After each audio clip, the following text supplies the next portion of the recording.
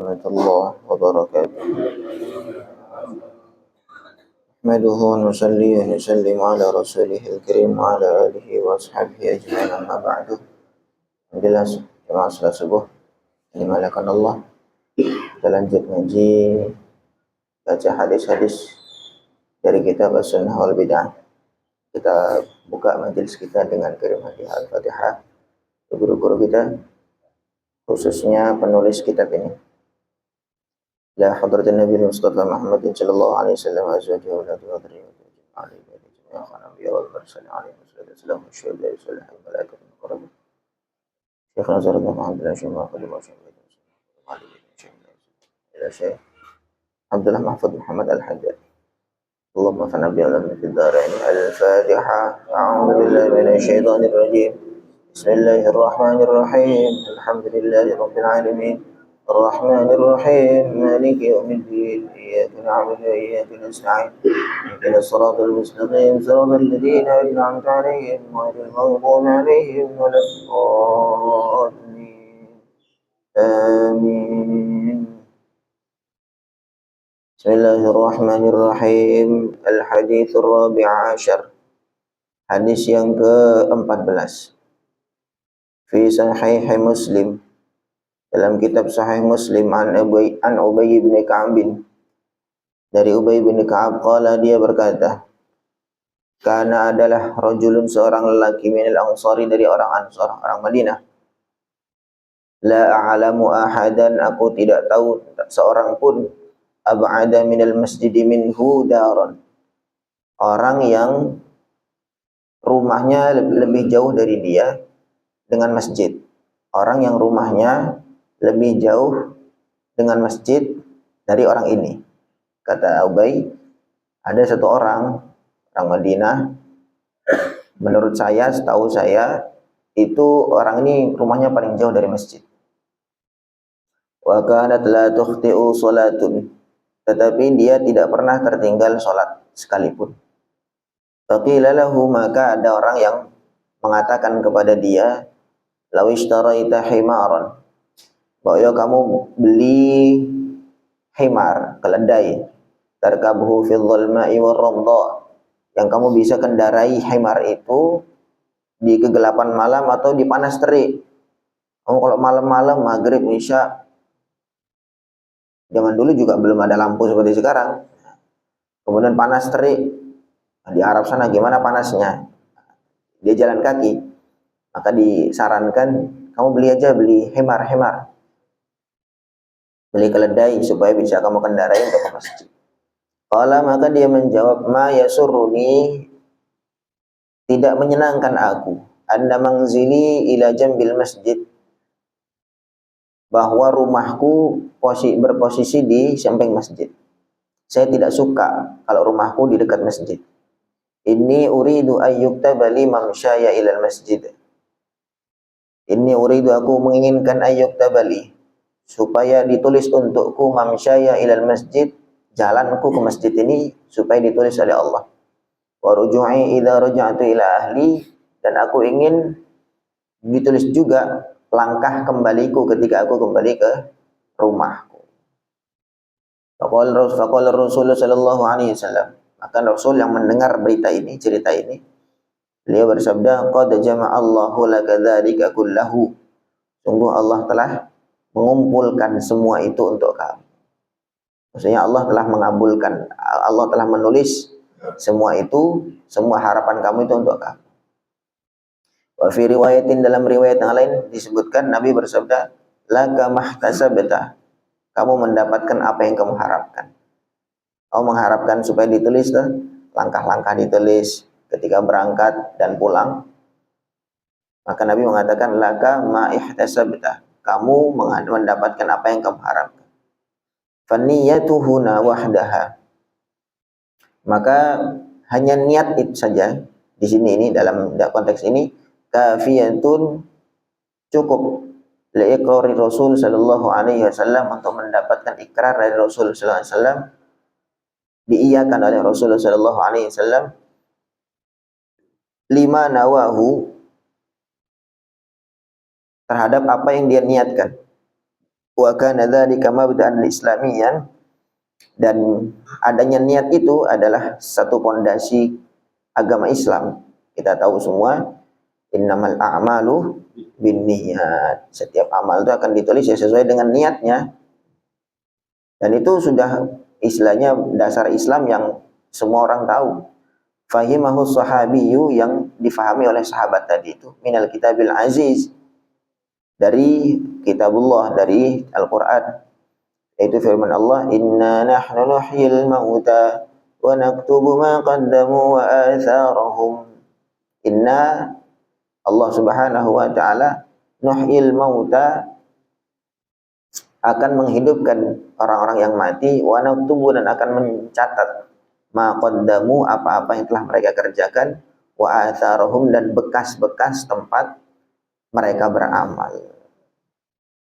Ini apa yang diniatkan oleh sahabat tadi itu sesuai dengan firman Allah, inna nahnu nuhyil mauta wa naktubu ma qaddamu wa atharuhum. Allah akan mencatat amalnya, sekaligus juga tempat-tempat di situ dibuat amal.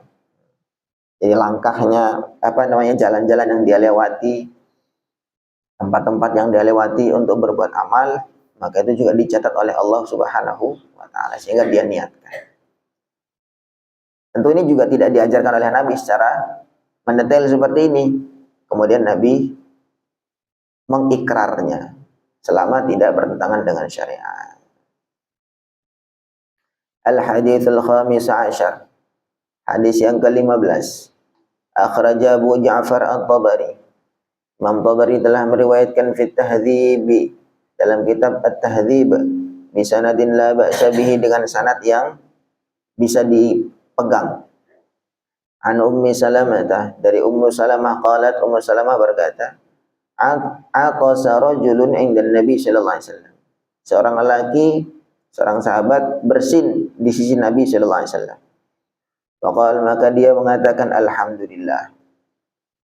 Faqala Nabi sallallahu alaihi wasallam, faqala lahu Nabi sallallahu alaihi wasallam, maka Nabi bersabda kepada yang bersin kemudian mengucapkan alhamdulillah tadi, yarhamukallah, semoga Allah merahmati kamu. Wa atasa rajulun, kemudian ada orang lain lagi juga bersin. Wa atasa akharu, orang lain bersin. Faqala, maka dia mengatakan habis bersin, alhamdulillahi rabbil alamin, hamdan katsiran thayyiban mubarakan fih. Alhamdulillah, segala puji bagi Allah rabbil alamin, Tuhan semesta alam. Hamdan, dengan pujian, katsiran yang banyak, thayyiban, pujian yang baik, mubarakan fih, yang diberkahi. Faqala sallallahu alaihi wasallam, maka Nabi bersabda, irtafa'a hadza, orang yang bersin yang kedua ini lebih ala hadza, daripada yang satu lagi tadi, asyarata darajatan, 19 derajat. Yang kedua tadi yang mengucapkan alhamdulillah hamdan katsiran thayyiban mubarakan fi, ini naik atau lebih 19 derajat daripada yang pertama. Itu kata Nabi.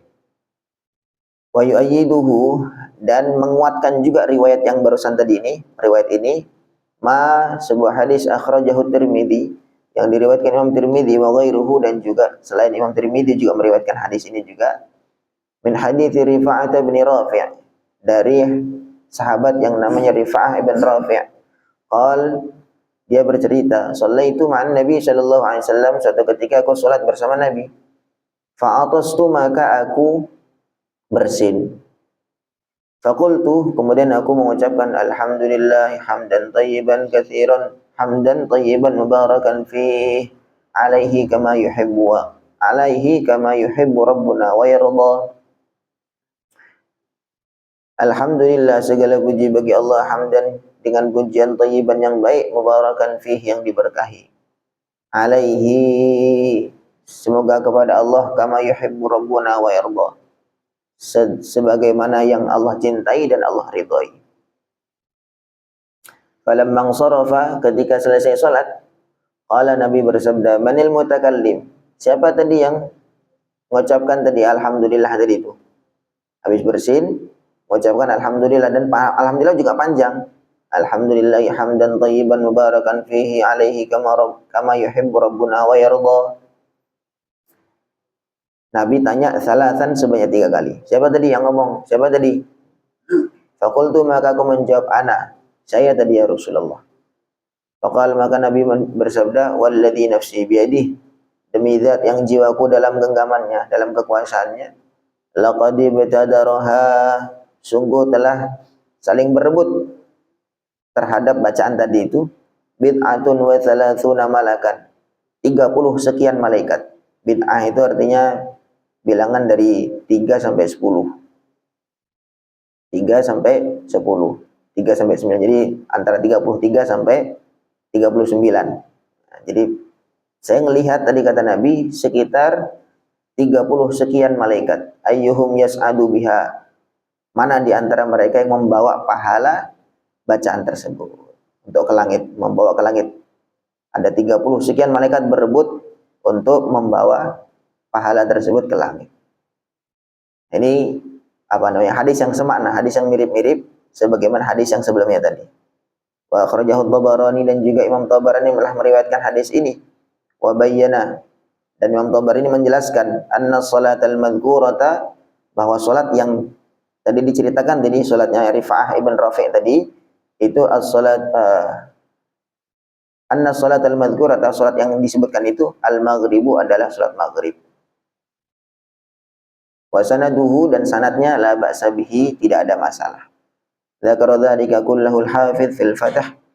Di sini ini juga diceritakan, disebutkan oleh Al-Hafidz Ibnu Hajar Al-Asqalani dalam kitab Fathul Bari, syarahnya Sahih Bukhari. Lagi-lagi ini mirip. Biasanya Nabi mengajarkan habis bersin ya ucapkan alhamdulillah. Kok ada yang nambah alhamdulillahnya? Kata Nabi, bukan, oh kamu nambah-nambah dalam agama. Bukan begitu Nabi. Ketika tidak bertentangan dengan apa yang diajarkan oleh Nabi Shallallahu Alaihi Wasallam, maka Nabi mengikrar, Nabi membolehkan. Bahkan Nabi memuji, tidak hanya memuji, memberitahu bahwa pujian kamu yang lebih banyak itu ternyata mendapatkan nilai yang lebih dari Allah Subhanahu wa Ta'ala. Ini menunjukkan bahwa tadi itu hal-hal baru itu tidak selalu senantiasa tertolak. Tentu nanti tolak ukurnya adalah apakah sesuai dengan syariat atau tidak. Karena tentu Nabi tidak mungkin mempraktekkan, mencontohkan seluruh kebaikan secara mendetail. Nabi terkadang hanya memberikan anjuran secara umum saja. Anjuran umum. Kemudian nanti yang lainnya mengerjakan senyamannya masing-masing. Fangzur, maka perhatikanlah, kaifa aqarra Rasul sallallahu alaihi wasallam, bagaimana Nabi mengikrar, Nabi mengiyakan, Nabi menerima az-ziyadata, tambahan fil hamdi, dalam pujian, al-ma'muri bihi, yang diperintah.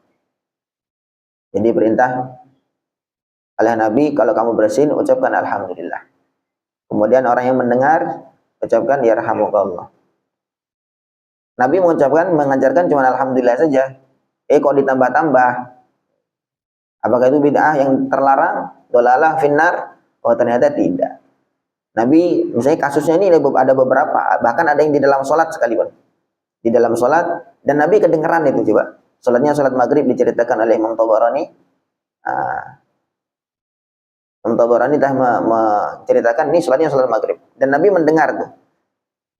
Habis bersin, alhamdulillah hamdan thayyiban mubarakan fi alaihi kama yuhibbu rabbuna wa yarda. Kemudian Nabi sampai tanya, siapa tadi? Siapa? Yang ngomong tadi siapa? Ketika dijawab, saya ya Rasulullah. Nabi bukan langsung mengatakan bid'ah, dolalah, finnar, bukan. Ini nambah-nambah dalam agama, bukan juga.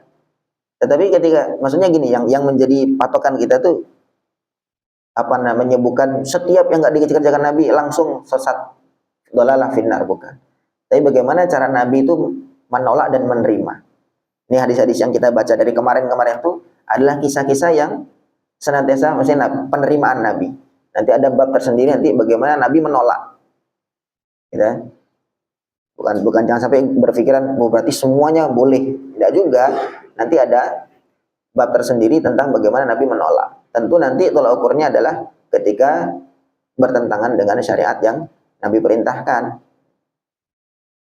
Nabi bahkan mengabarkan laqad tadaraha bid'atun wa thalathuna malakan ayyuhum yas'adu biha.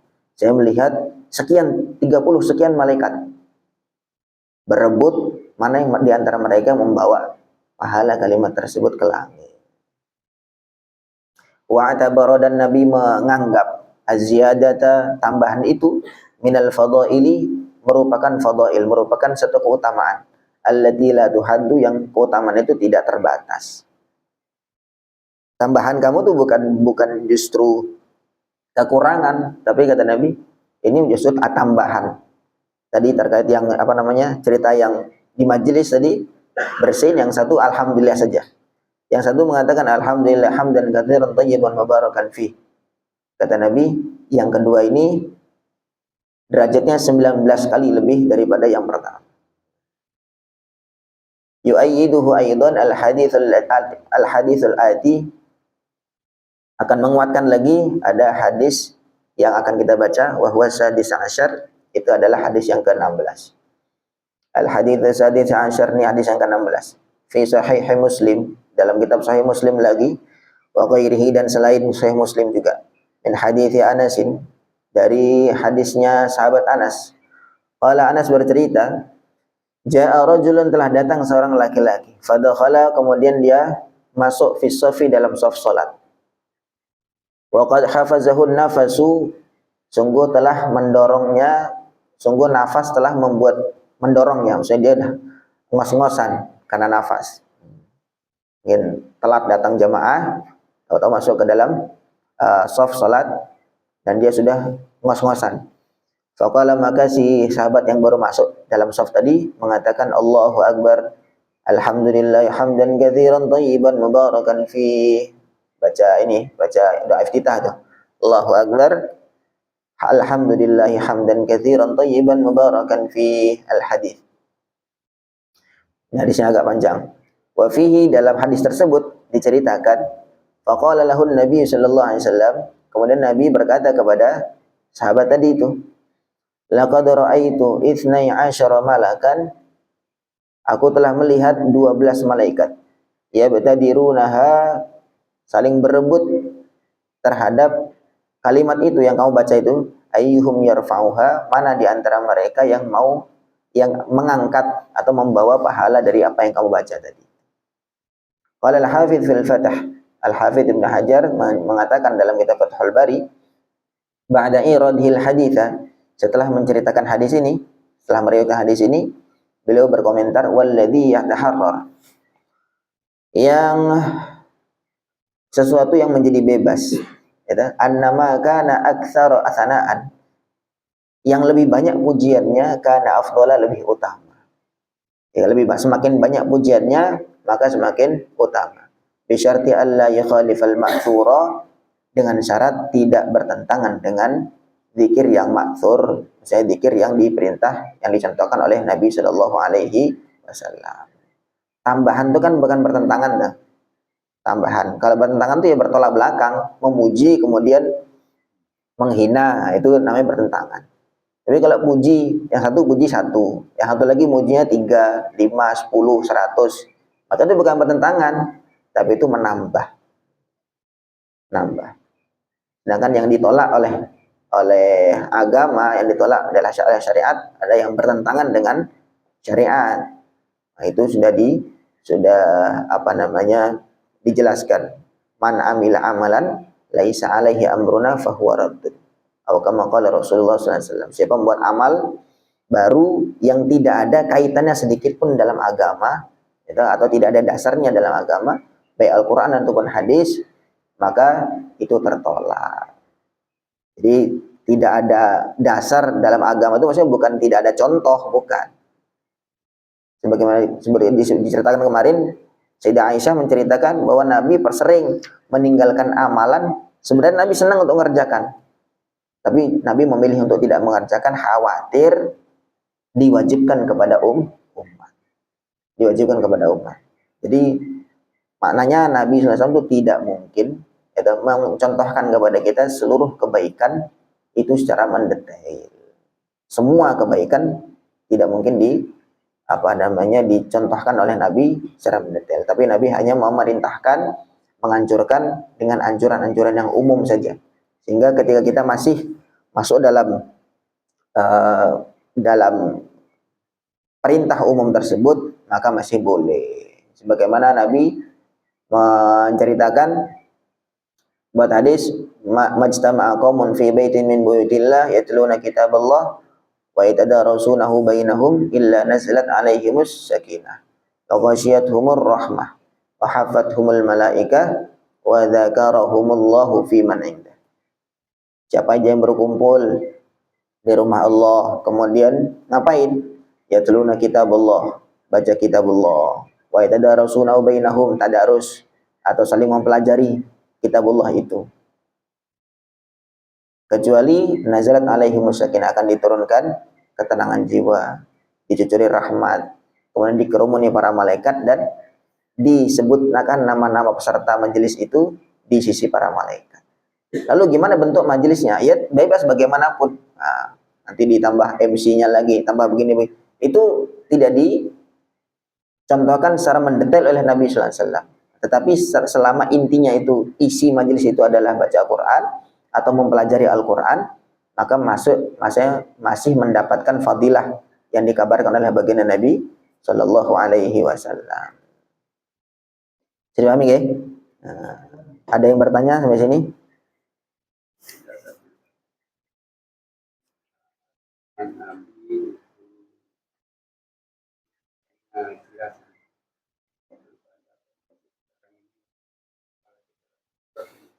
Alhamdulillah.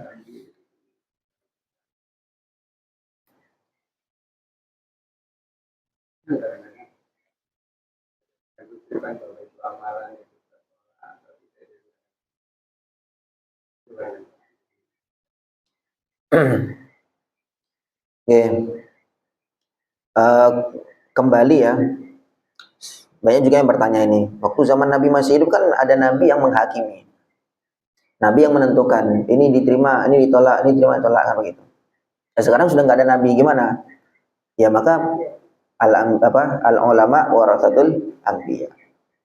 Pewaris Nabi ya para ulama itu yang memahami nas-nas hadis atau nas-nas Al-Quran ya para ulama. Tanyakan kepada para ulama. Kalau kita sebagai orang awam, kita nggak ngerti betul manhaj di dalam istimbat hukum, ya nggak bisa menghukumi langsung ini tertolak ataupun diterima. Yang memahami ya para ulama. Nanti kita tanyakan kembali kepada orang ulama yang ahlinya, ini bagaimana? Ini diperbolehkan atau tidak?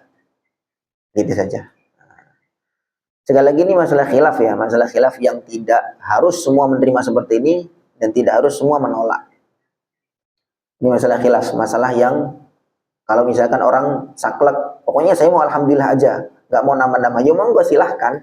Nah, saya alhamdulillah dalam bersin itu saya nggak mau nambah-nambah, saya alhamdulillah, ya mau gue silahkan. Atau ada, pokoknya saya mau nambah karena saya kepingin tambahan fadilah, tambahan keutamaan, ya mau gue juga, nggak apa-apa. Tidak setiap orang harus mengikuti yang A, tidak setiap orang yang harus mengikuti yang B, begitu. Masalah yang istilahnya masalah longgar, tidak perlu kita sempitkan harus begini, harus begitu gitu. Harus diterima semuanya dan tidak harus ditolak semua, tidak juga.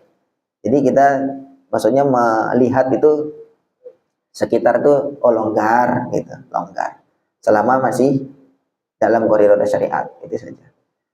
Jadi saya ulangi, untuk sekarang menilai mana yang diterima mana yang ditolak ketika kita tidak tahu cara istimbat dalam hadis ataupun Al-Quran, maka kita kembalikan kepada para ulama. Kadang-kadang para ulama sendiri pun juga khilaf. Para ulama sendiri juga khilaf. Mana ini yang diterima, mana yang ditolak. Nah, sehingga kalau masalah khilaf itu kita longgar saja. Masalah khilaf itu kita longgar saja. Nata'awan fi mattafaqna wa nata'adar fi makhtalafna.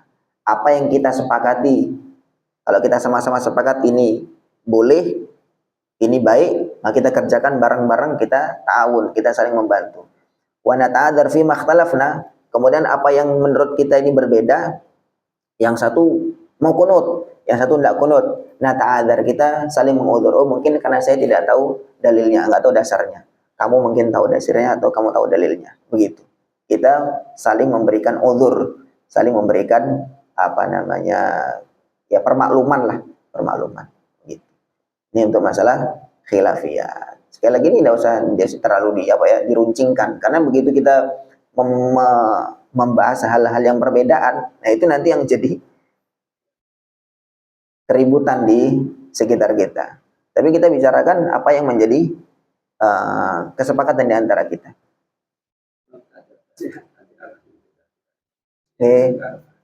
Karena sekarang itu kayaknya banyak sekali yang aku ulama itu di media sosial. Kalau yang nasabnya jelas nih kan. Tapi yang terkait dengan ini yang ulama pandai itu. Ulama itu nanti begini ya. Ulama itu nanti juga siapa yang diakui oleh ulama yang lain. Begitu.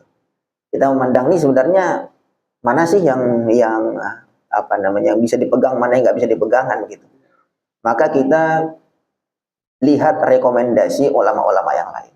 Karena sesama ulama itu begitu, mereka saling membantu dan juga mereka saling mengkritik. Maksudnya kritik yang membangun tentunya. Ketika dikatakan ini ulama yang tidak bisa dipegang, maka dikatakan ini nggak bisa dipegang. Gitu. Ketika ini masih bisa dipegang, maka mereka saling menguatkan. Ini ikuti ulama ini dalam hal ini. Karena ulama itu ya semuanya itu seperti satu badan, satu tubuh. Sangat jarang sekali ulama itu yang apa namanya mutafannin itu maksudnya dalam segala bidang dia ahli. Ada yang ahli itu dalam teolog, dalam akidah, ada yang ahlinya dalam fikih, ada yang ahlinya itu dalam faraid, ada ahlinya itu dalam nasab, ada nanti ahlinya di dalam hal-hal yang lain, dalam falak, hitung arah kiblat, hitung segala macam. Itu masing-masing spesialisasinya. Nah, dan satu dengan yang lain mereka saling menguatkan. Ketika mereka tidak ahli dalam hal itu, mereka merekomendasikan silakan yang ini, silakan yang itu.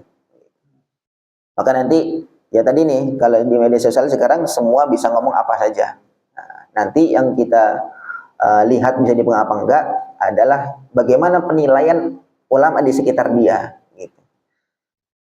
Kita lihat bagaimana penilaian ulama-ulama terhadap orang ini.